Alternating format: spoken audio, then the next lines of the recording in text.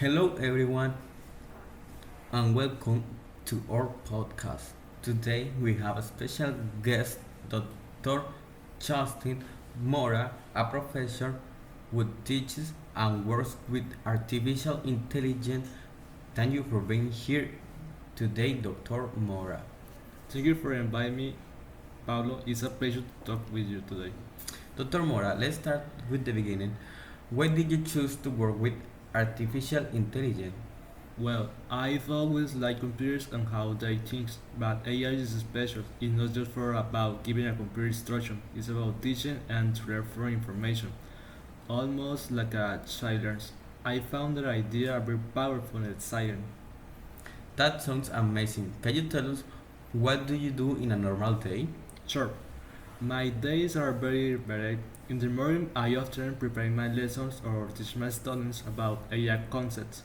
In the afternoons, I work on my research. This means write codes, look up of data, and try to train computer models to solve specific problems.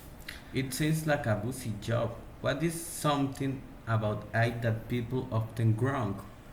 A common idea is that AI is always a smart robot that looks and acts like a human, but on most of the time is AI just a piece of software working in the background. It's the technology that gives you good music recommendation or helps your camera focus in a face. It's more normal and useful in everyday life than people think. Mm, that's really interesting. When you finish your work, how do you like to relax? It's important to disconnect. I really enjoy being outdoors. I go for a long walk almost every day.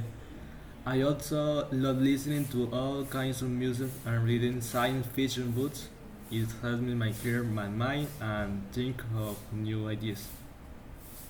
My last question is for the student listening. What is your best advice for someone who wants to learn about AI? My advice is simple. Start with a small project, don't try to learn everything at once. Maybe find a free online tutorial or create simple program that recognizes you in minutes or tests.